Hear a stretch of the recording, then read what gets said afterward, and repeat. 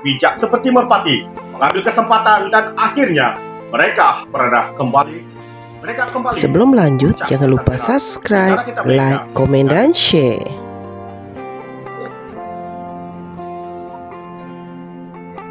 Mari kita ikuti berita panas hari ini.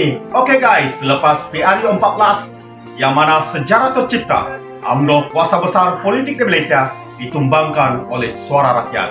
Namun ramai tidak menyangka yang UMNO ini adalah licik seperti ular dan bijak seperti burung merpati. Ini karena ramai di antara pemimpin veteran UMNO adalah di kalangan mereka yang berpengalaman dan tahu benar selok-belok politik di Malaysia. Dan mereka mula memasang perangkap untuk kembali ke puncak pentadbiran Malaysia. Yang jelas, UMNO BN berjaya memperdayakan Parti PAS dan Parti Bersatu. Sejarah telah membuktikan apabila UMNO BN lemah dan gagal mencapai majoriti 2/3 atau majoriti tipis, maka mereka akan mendapatkan rundingan dengan oposisi yang mana strategi yang dilakukan banyak berpihak kepada mereka. Menurut pengarah komunikasi amanah Pulau Pinang Dr. Zaidi Zakaria, UMNO BN tidak pernah berpecah tunjangnya dan kekal bersama namanya. Namun begitu selepas pilihan raya umum PRU yang ke-14 maupun zaman sebelumnya atau 1990-an, pembangkang kerap bergabung dan berpecah dan tidak kekal lama bergabung yang diwujudkan.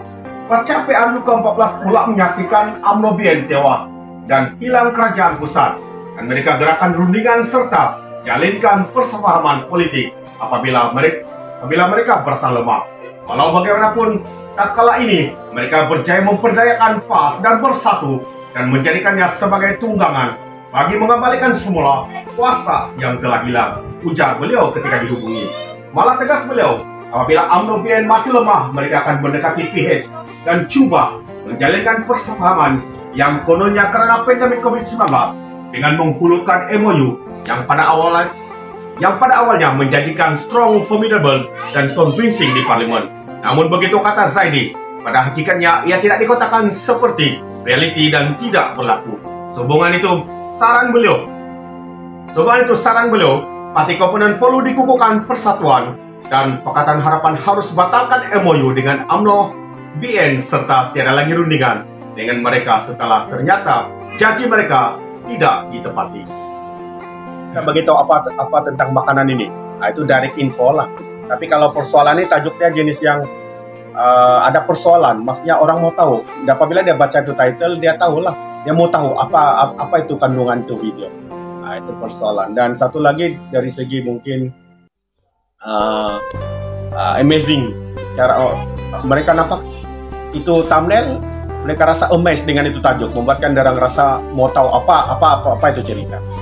Nah, begitu. So, antara tiga itu sajalah, dan satu lagi adalah orang apa itu sentuh hati orang. Nah, sentuh hati, maksudnya sentuh itu tajuk itu menyentuh hati. Sentimental lah, sentimental tajuk. So ada 4 perkara, macam saya punya jenis-jenis yang berita, selalunya saya kena bagi tajuk yang tertanya-tanya atau tajuk yang drama.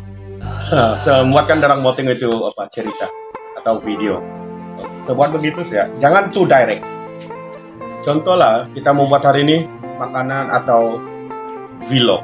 Oke, saya pergi ke satu tempat ini, tempat itu ternyata air terjunnya cantik. Kan? Tajuk itu tuh direct. So, apa yang menarik sebenarnya adalah air terjun, tapi kamu sudah beritahu dalam itu tajuk, kamu punya tajuk title itu air terjun di sana, itu yang menarik. Nah, so, kalau boleh jangan conclude, buat kesimpulan awal itu tajuk, buat tajuk yang membuatkan orang rasa mau tahu apa kandungan video. So, contoh lah, kalau kamu buat vlog di sana ada air terjun. So, hari ini saya pergi satu tempat yang tidak disangka-sangka, ada satu nature yang sangat tidak pernah saya terfikir untuk ada seperti contoh lah tadi. So, membuatkan apabila orang baca, apa yang dia rasa terfikir gitu, apa benda yang amazing itu lah orang mau tengok. So, itu salah satu cara buat title, tajuk dalam dalam thumbnail. So, kalau tajuk thumbnail kita itu direct, orang pun sudah tahu cerita, jadi dia pun mungkin 50% daripada yang nampak tuh tidak akan klik in kita punya video. So, membuatkan rugi lah orang tidak tengok itu video. Itulah itu, ramai orang tidak tidak pikir yang sebenarnya thumbnail ini penting. Sebab dari thumbnail lah orang buka dari thumbnail orang akan masuk kita punya video. Macam buku cerita. Kalau buku cerita, kalau kita mau baca buku, kita akan baca dia punya, kita akan tengok dia punya muka buku. Muka buku lah. Kalau muka buku dia tidak menarik, tajuknya tidak menarik, kita tidak akan baca tuh buku. So, sama juga dengan YouTube. Apabila kita buat video konten, kita post, dia punya thumbnail itu adalah langkah pertama untuk tarik orang masuk dalam kita punya video. Walaupun dari segi masakan dan sebagainya. Tapi buatkan dia seperti sesuatu yang orang mau tahu apa itu masakan. Lebih kurang begitulah untuk thumbnail. Sekian sahaja blog saya pada kali ini. Di lain masa saya akan bawakan perkongsian yang lain sebagai tatapan semua. Terima kasih kerana sudah menonton.